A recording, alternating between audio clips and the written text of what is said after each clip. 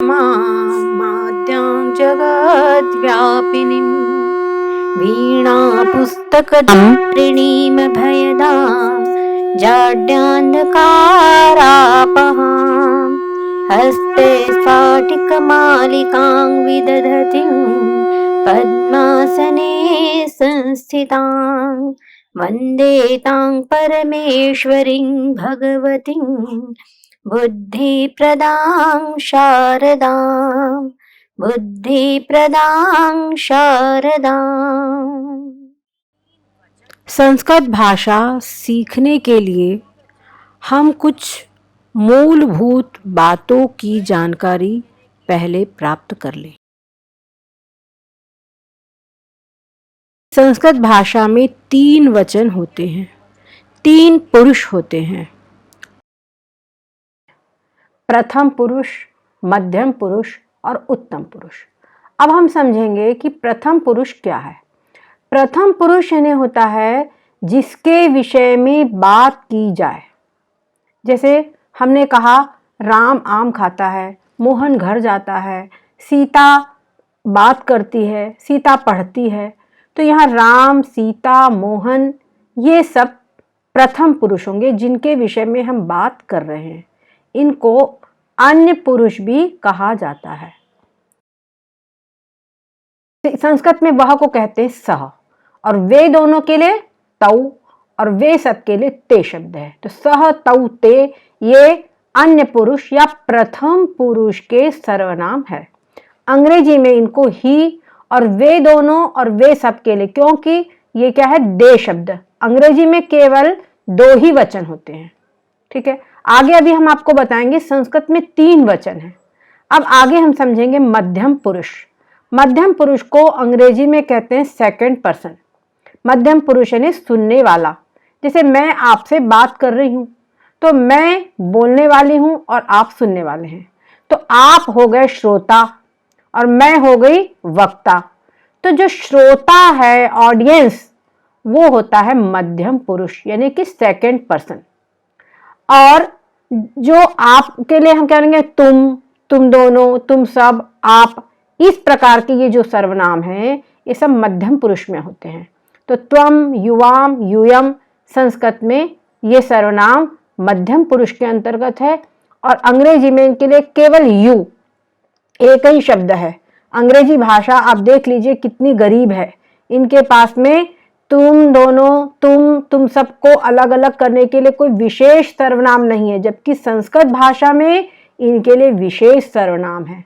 तो ये बात आप समझ लीजिए कि भाषा, हमारी जो संस्कृत भाषा है कितनी धनी है, कितनी संपन्न भाषा है ये। उसके बाद में आता है उत्तम पुरुष।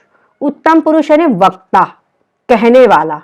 जो मैं आपसे बात कर रही हूं तो मैं उत्तम पुरुष हूं, आप मध्यम पुरुष हो, और जिसके विषय में मैं बात कर रही हूं वो प्रथम पुरुष या उसी को अन्य पुरुष भी कहते हैं। अब उत्तम पुरुष वक्ता, इसके अंदर में इसको अंग्रेजी में कहते हैं फर्स्ट पर्सन। यहां हुआ मैं, हम दोनों, हम सब। तो संस्कृत में इनको कहा जाता है अहम, आवाम, वयम। और अंग्रेजी में आई और वी 2 ही शब्द है। यहां पर 3 वचन होते हैं, एक वचन, द्विवचन और बहुवचन। एक वचन यानी कि एक वस्तु, द्विवचन यानी 2 वस्तु, बहुवचन यानी 3 या 3 से अधिक वस्तु।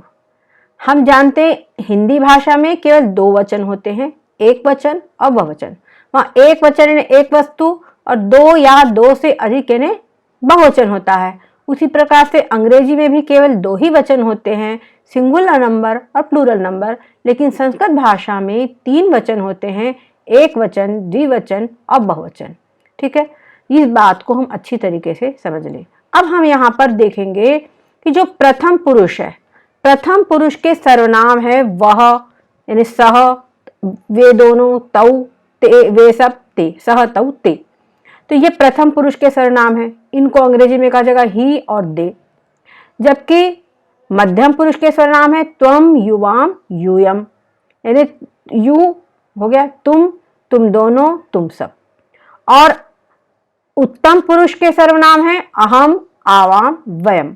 अहम यानी मैं यानी अंग्रेजी में आई, और आवाम यानी वी हम दोनों, और वयम यानी हम सब।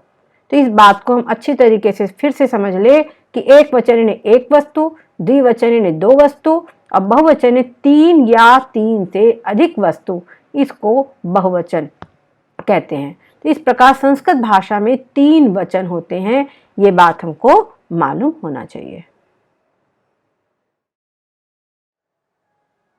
संस्कृत भाषा में तीन लिंग होते हैं, जिसको अंग्रेजी में कहते हैं जेंडर। पुल्लिंग, स्त्रीलिंग और नपुंसकलिंग। पुल्लिंग यानी मैस्कुलाइन जेंडर, स्त्रीलिंग यानी फेमिनाइन जेंडर, नपुंसकलिंग यानी न्यूट्रल जेंडर। जैसे पुल्लिंग में कोई भी पुरुष का नाम जो है, किसी लड़के का नाम, ये आएगा पुल्लिंग में, रामः, मोहनः, कृष्णः, इस प्रकार से। और भी बहुत सी चीजें आप देखेंगे जिनको कि जैसे समुद्र है, ये भी अश्वः, घोड़ा, जितने भी मतलब संसार में पुल्लिंग है वो सब पुल्लिंग में आएंगे। उसके बाद में आता है स्त्रीलिंग। स्त्रीलिंग यानी सीता, लेकिन अगर घोड़ी हुआ तो वो स्त्रीलिंग हो जाएगी।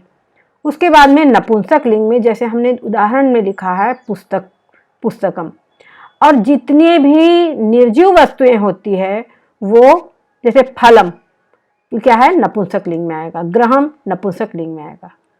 लेकिन एक बात और ध्यान रखना, जैसे कहाँ लिखा है आम्रम, तो आम्रम यानी कि आम फल, लेकिन आम्रह मतलब आम का वृक्ष, वो आएगा, आम्रह आएगा पुल्लिंग में, और जबकि आम्रम नपुंसक लिंग में आएगा। ये बात भी समझने की है। कर्ता